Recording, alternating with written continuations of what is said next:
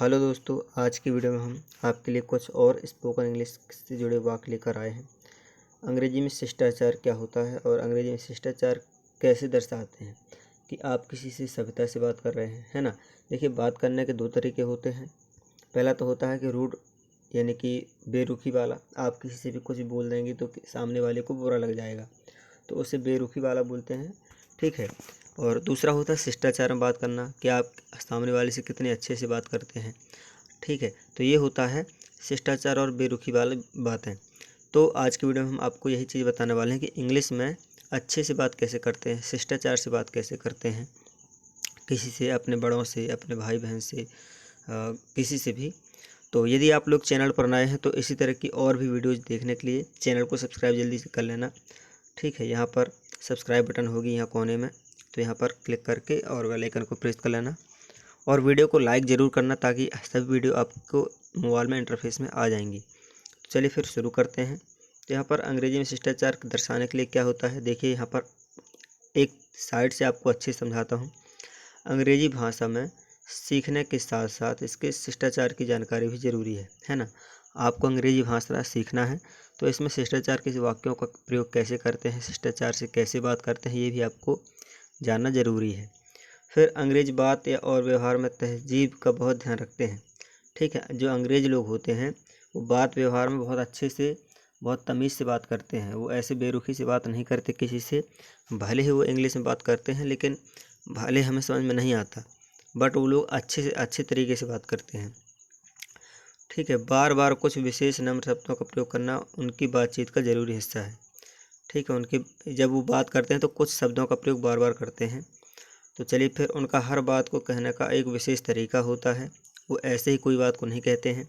किसी बात को कैसे कहें, किन शब्दों का इस्तेमाल करें, ऐसी ही कुछ जानकारी, बातों की जानकारी इस पाठ में दी गई है, ठीक है। हम लोग इसमें देने वाले। तो और आगे नीचे आपको डेफिनेशन सहित पढ़ाता हूँ, समझाता हूँ। आप इसे लिख भी सकते हैं, अपने रफ में नोट बना सकते हैं। बार बार पढ़ेंगे तो आपको और अच्छे से प्रैक्टिस हो जाएगी। तो हिंदी भाषा की तरह अंग्रेजी में बात में नाम के साथ जी लगाने का रिवाज नहीं है। देखिए, जब लोग हम हिंदी में बात करते हैं तो यदि हम शिष्टाचार की बात करें तो हम अपने बड़ों को जी लगाकर बात करते हैं। किससे? जी लगाकर, जैसे पापा जी, माता जी, ठीक है, दादी जी, दादा जी और भैया जी, इस तरह से। तो अपने से बड़ों के लिए जी लगाते हैं, लेकिन इंग्लिश में जी नहीं लगाते हैं। तो इसके बदले में क्या प्रयोग करेंगे शिष्टाचार की भाषा के लिए, वो आगे जानेंगे। और ना ही इसमें आप या वे शब्द होते हैं, ठीक है। आप ये मतलब अपने सामने वाले को आप से भी संबोधित कर सकते हैं, आप कहाँ जा रहे हैं, तो ये एक अच्छी भाषा मानी जाती है। लेकिन यदि आप कहेंगे कि तुम कहाँ जा रहे हो, तो ये खराब भाषा में आ जाता है, ठीक है। तो इसीलिए आपका प्रयोग इंग्लिश में नहीं करते हैं, ठीक है। और यहाँ पर न वे शब्द रहता है, तो इनके बदले में कौन से शब्दों का प्रयोग किया जाएगा इंग्लिश में, और कौन से शब्द आपकी भाषा को शिष्टाचार बनाएंगे, यही जानेंगे। इसलिए कई हिंदी भाषी लोगों को यह कहते हुए सुना गया होगा, अंग्रेजी रूखी भाषा है, क्योंकि इनमें अपने से बड़ों से भी बातचीत करते हुए तुम यू शब्द का प्रयोग किया जाता है। लेकिन वास्तव में ऐसी बात नहीं है। हालांकि अंग्रेजी में आप और वे शब्द नहीं हैं, पर अंग्रेजी में बात बात पर शिष्टाचार जताने की प्रथा है। सच्ची एवं स्वाभाविक अंग्रेजी सीखने के लिए इस बात का हमेशा ध्यान रखिए। अंग्रेजी के इन शब्दों को मन में दोहराइए। इन शब्दों में पूरी अंग्रेज जाति का शिष्टाचार समाया हुआ है। ये अंग्रेजी शब्द भाषा के बड़े महत्वपूर्ण शब्द हैं, ठीक है। अब देखिए, यहाँ पर ये वाले शब्द हैं जो आपको बोलना है, आपको दोहराना है, आपको अपनी आदत में डालना है। तो कोई भी अंग्रेज या फिर कोई भी सुनेगा जो कि अच्छा पढ़ा लिखा होगा, तो आपको ये नहीं कहेगा कि आपसे टूटी फूटी इंग्लिश आती है, या फिर आपसे इंग्लिश आती नहीं है, या फिर आपसे ये नहीं कहेगा कि आपको तमीज़ से बात करना नहीं आता है। क्योंकि इंग्लिश में तमीज़ से बात करने के जो तरीके होते हैं यही होते हैं। कौन वाले? इन शब्दों का प्रयोग हमें करना होता है, ठीक है। तो चलिए फिर इनको समझते हैं एक एक से, कि प्लीज़ का कब प्रयोग कब करते हैं, थैंक्स का प्रयोग कब करते हैं, वेलकम का प्रयोग कब करते हैं, काइंडली का प्रयोग कब करते हैं, अलाउ मी का प्रयोग करते हैं, आफ्टर यू का प्रयोग कब करते हैं, सॉरी का प्रयोग कब करते हैं। इन सभी के अपने अपने प्रयोग होते हैं कि कब किसका प्रयोग करना है। तो और आगे चलते हैं। एक्सक्यूज मी होता है, एक्सक्यूज मी का प्रयोग कब करते हैं, पार्डन मी का प्रयोग कब करते हैं, that is right, it's my pleasure, ये सारे सभी शब्द हैं, 10-11 शब्द होते हैं, इनका अलग अलग जगह में प्रयोग किया जाता है और ये इंग्लिश में आपकी भाषा को शिष्टाचार बनाते हैं। ठीक है, तो अब पहला हम जान लेते हैं यदि का प्रयोग। यदि आपको किसी से पेन लेना हो या एक गिलास पानी मांगना हो अथवा किसी से समय पूछना हो या फिर किसी को उत्तर में हाँ कहना हो तो वाक्य में प्लीज शब्द का प्रयोग करना होगा। ठीक है, समझ में आया कि अगर आपसे यानी आपको किसी से कोई चीज़ मांगनी है, जैसे कि पेन मांगना है, कुछ पानी मांगना है, कोई और सामान मांगना है, तो आप क्या कहेंगे, प्लीज, प्लीज का प्रयोग करेंगे, प्लीज गिव मी। ठीक है, तो प्लीज लगाने से आपकी भाषा सभ्य हो जाती है, आप एक शिष्टाचार में बात करते हैं सामने वाले से। तो यदि आप केवल प्लीज कह देंगे तो भी चलेगा। ठीक है, यानी कि प्लीज कह देंगे तो भी चलेगा, परंतु यदि आप प्लीज या काइंडली आदि समान अर्थ वाले शब्द का प्रयोग नहीं करते हैं तो आप अभद्र कहलाएंगे। हिंदी में आप ये भी कह देते हैं। मतलब कि कहने का मतलब ये है कि आपको प्लीज का प्रयोग और काइंडली का प्रयोग करना ही करना है जब भी किसी से कोई चीज़ मांगनी है। ओके, अगर आप प्लीज और काइंडली नहीं कहते तो आपकी भाषा असभ्य मानी जाती है। देखिए हिंदी में तो आप ये कह देंगे, क्या कह देंगे हिंदी में, हिंदी में आप ऐसा कह सकते हैं कि ज़रा अपना पेन देना, एक गिलास पानी, क्या वजह है, हाँ पी लूँगा, मतलब इस तरह से बोल सकते हैं। लेकिन इंग्लिश में ऐसा नहीं होगा। इंग्लिश में हम अगर इनको ऐसे बोलते हैं, देखिए कि गिव मी योर पेन, बात एक ही चीज़ है। ठीक है, जैसे ज़रा पानी देना या ज़रा अपना पेन देना, तो गिव मी योर पेन, तो जो ये वाला वाक्य है इसी के हिसाब से बना हुआ है, लेकिन ये गलत है, ये असभ्य है। Give me a glass of water, ये सभी वाक्य जो हैं बने हैं ये गलत हैं। किसी से पानी मांगने का, किसी से कोई सामान मांगने का जो ये तरीका है ये गलत है, क्योंकि इनके पहले प्लीज नहीं लगा है, काइंडली नहीं लगा है। इन्हीं वाक्यों को हम इस तरह से बोल सकते हैं। नीचे है यहाँ से, may I have your pen please, क्या बोल सकते हैं, may I have your pen please. ठीक है, या फिर इस तरह से बोल सकते हैं, please give me your pen, please give me your pen. और हम अलग अलग तरीके से बोल सकते हैं, लेकिन प्लीज आपको लगाना ही है। देखिए यहाँ पर प्लीज लगा हुआ है, तो चाहे आप पीछे लगाएं चाहे आगे लगाएं, लेकिन आपको प्लीज लगाना है या फिर काइंडली लगाना है। A glass of water please, देखिए इस तरह से बोल सकते हैं। ऊपर क्या था, अ ग्लास ऑफ वाटर, लेकिन यहाँ पर क्या है, प्लीज लगा हुआ है। A glass of water please, time please, यानी कि समय बताइए।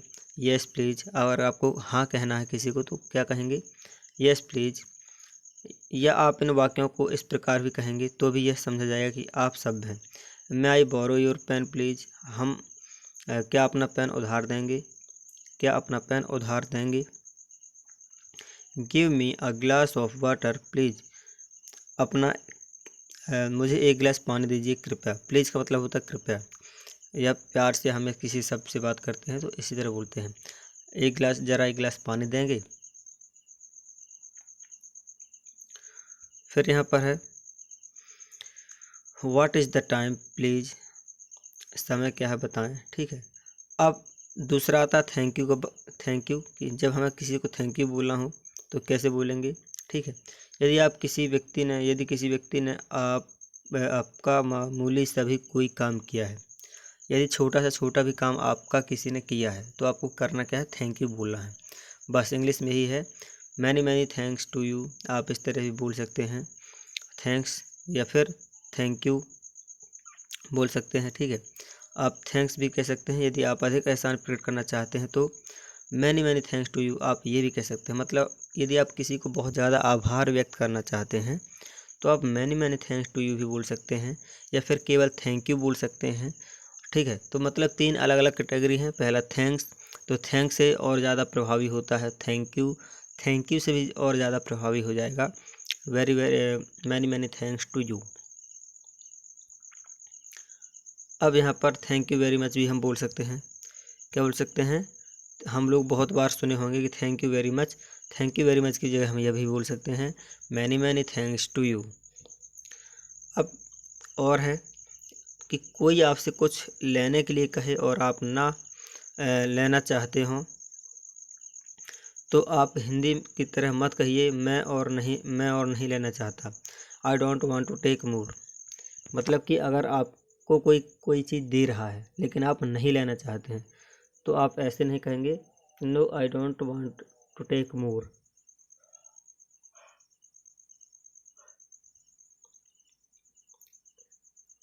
इंग्लिश में जो इसे मना करने का तरीका है वो कैसा है, नो थैंक्स। कैसा तरीका है, नो थैंक्स। आपको कोई चीज़ नहीं चाहिए या फिर और ज़्यादा नहीं चाहिए तो आप क्या बोलेंगे, नो थैंक्स। ठीक है।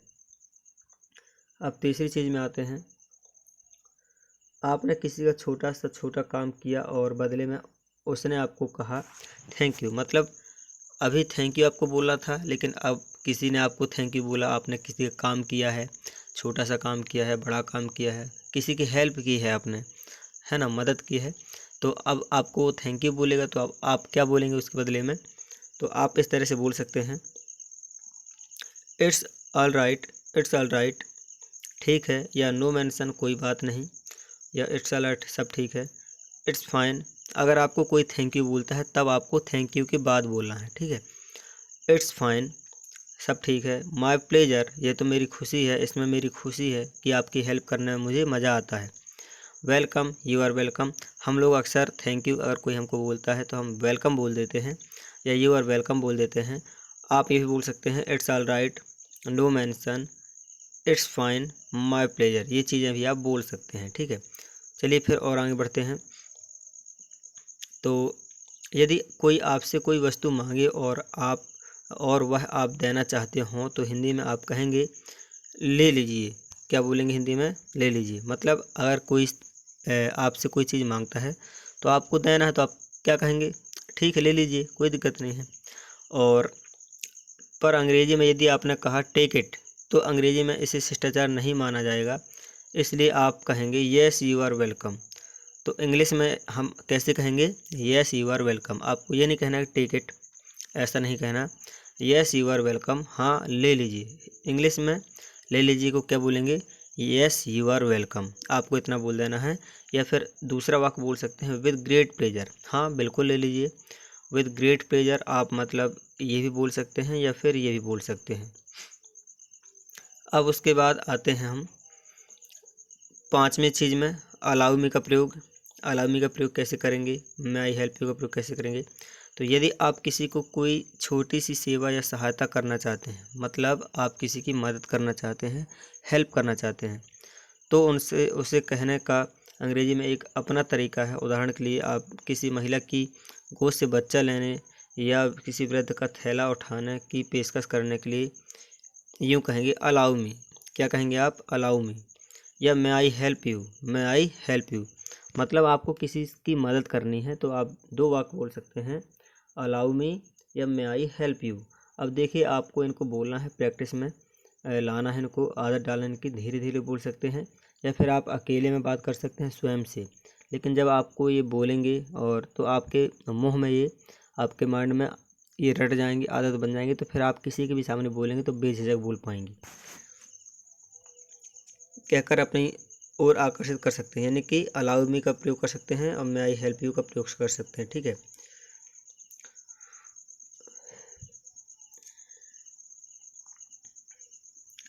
अब छठवां है फर्स्ट यू आफ्टर यू। ये क्या चीज़ें होती हैं,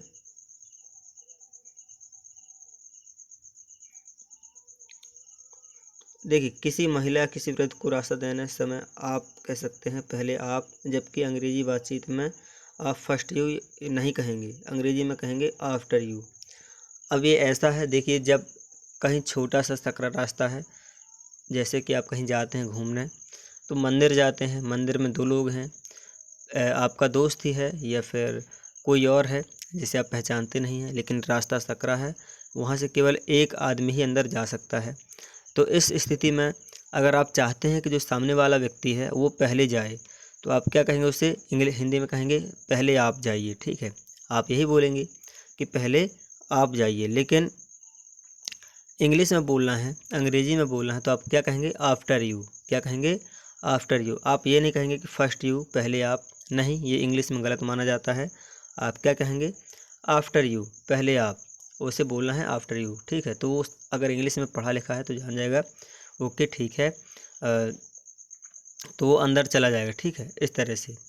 नहीं तो आप ये भी बोल सकते हैं, अगर आप चाहते हैं कि मुझे अंदर जाना है तो आप क्या कहेंगे, let me go in first. क्या कहेंगे, let me go in first. Let me, मैं यहाँ पर लिख देता हूँ, let me go in first. इस तरह से आप यही बोल सकते हैं। अगर आपको पहले जाना है तो let me go in first, और अगर आप चाहते हैं कि सामने वाला अंदर जाए पहले तो आप बोल सकते हैं आफ्टर यू। ठीक है, तो अब इस तरह से आफ्टर यू बोल सकते हैं आप। फिर अब सातवां है, सॉरी का प्रयोग कब करना है, एक्सक्यूज मी का प्रयोग कब करना है, पार्डन का प्रयोग कब करना है। तो चलिए फिर यहाँ पर सबसे पहले अंग्रेजी बात, खेद प्रकट करते समय, क्षमा मांगते पर तब हम जब हमसे वस्तुतः कोई बड़ी भूल हो जाए, जैसे हम किसी से समय लेकर फिर समय पर नहीं पहुँचे तो खेद प्रकट करते समय और उस बिल्कुल ना कहें, तो अपने इस अपराध के लिए क्षमा मांगते हैं। पर अंग्रेजी में छोटी छोटी बातों में भी सॉरी, एक्सक्यूज मी और पार्डन आदि शब्दों का प्रयोग किया जाता है। कहने का मतलब ये है कि अगर आपसे कोई गलती हो जाती है तो आप लोग अक्सर सॉरी बोलते हैं। क्या बोलते हैं, सॉरी। तो ये तो नॉर्मल है, सबको पता रहता है, आजकल प्रचलन बहुत ज़्यादा है, सॉरी बहुत से लोग बोलने लगे हैं। तो जब भी कोई छोटी सी गलती हो जाए या बड़ी सी बड़ी गलती भी हो जाए तो आपको भाव, मतलब आपका भाव के हिसाब से, मजाक में छोटी सी गलती तो आप मजाक में बोल सकते हैं सॉरी। अगर कोई बड़ी है तो बोल सकते हैं I am really sorry, I am really sorry, excuse me और पार्डन। ये तीनों अंतर है, लेकिन आप सॉरी बोलेंगे। तो चलिए फिर इनको और अच्छे समझते हैं। पहला है, सॉरी का प्रयोग कब बोलना है। आपका किसी से हाथ छू जाए तो आपको झट कहना होगा सॉरी। मतलब आपको छोटी सी गलती, मिस्टेक हो गई है, आप भीड़ में जा रहे हैं, भीड़ भाड़ में है, किसी का हाथ टच हो गया, छू गया, या किसी का कोई सामान आपके छूने से गिर गया तो आप तुरंत बोलेंगे सॉरी, आई एम सॉरी। इस तरह से बोला होगा आपने फिल्मों में कई बार, तो आप सॉरी बोल सकते हैं।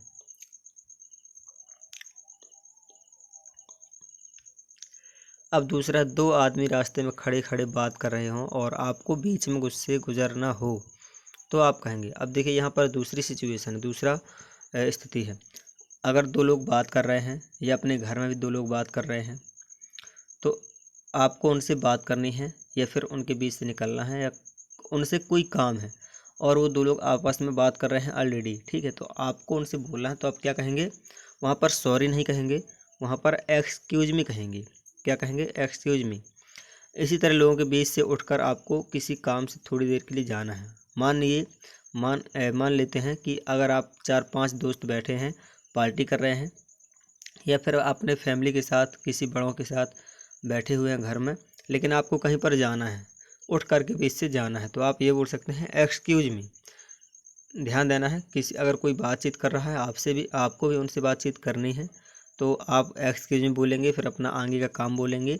और आपको किसी भीड़ में से उठकर बाहर जाना है, किसी ग्रुप से उठकर बाहर जाना है थोड़ी देर के लिए, काम के लिए। मान के चलिए कि आपका कोई फ़ोन आ गया और आप सभी के साथ बैठे हैं, आपका कोई फ़ोन आ गया तो आपको बात करना है, तो बाहर जाएंगे तो आप क्या बोलेंगे सभी से, एक्सक्यूज मी। मतलब कि मैं अभी आता हूँ थोड़ी देर, हम हिंदी में बोल देते हैं अक्सर कि अभी आया मैं 1 मिनट में, 2 मिनट में, लेकिन इंग्लिश में क्या बोलेंगे, एक्सक्यूज मी, एक्सक्यूज मी। किसी व्यक्ति का ध्यान अपनी ओर आकर्षित करने के लिए भी एक्सक्यूज मी कहकर आप अपनी बात कह सकते हैं। मान के चलिए कि आपको किसी से कोई काम पूछना है, जैसे कि कोई दुकानदार है, वो अपने काम में मगन है, अपने काम को कर रहा है, लेकिन आपको कोई रास्ता पूछना है दुकानदार से, तो आप क्या बोलेंगे, excuse me sir, excuse me sir, है ना। दुकानदार से कोई बात पूछनी है, कोई ट्रेन पूछना है या कोई बस पूछनी है कि कितने बजे आती है, तो कुछ भी आपको पूछना है उस दुकानदार से, तो आप क्या बोलेंगे, excuse me sir, will you tell me when the bus is come, या when does the bus come from here.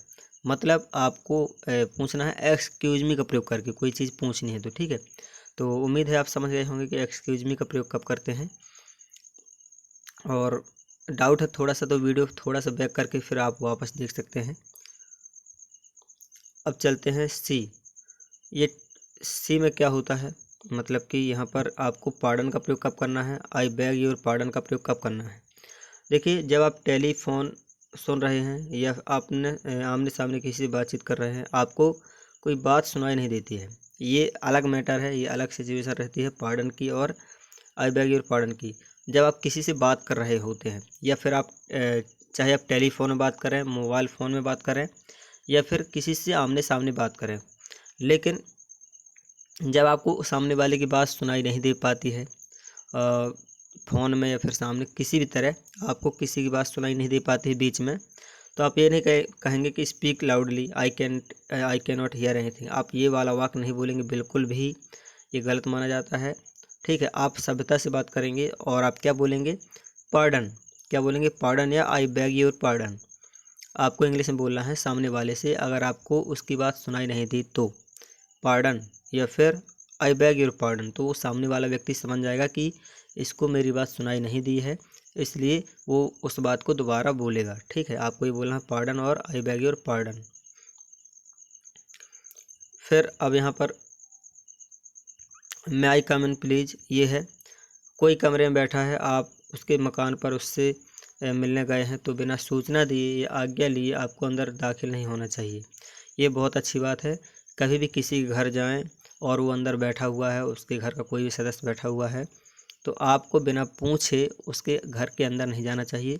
तो हम इंग्लिश में ये बोलते हैं कि अंदर इंग्लिश या हिंदी में हम लोग डायरेक्ट चले भी जाते हैं, बोल भी जाते हैं कि घर के अंदर कौन है। हम अक्सर पूछते हैं कि घर के अंदर कौन है कौन नहीं है, घर के अंदर आ जाऊँ मैं, तो हम लोग बहुत कम ही पूछते हैं। लेकिन इंग्लिश में शिष्टाचार की भाषा में इसे बहुत ज़रूरी होता है पूछना। तो हम क्या बोल सकते हैं, may I come in please.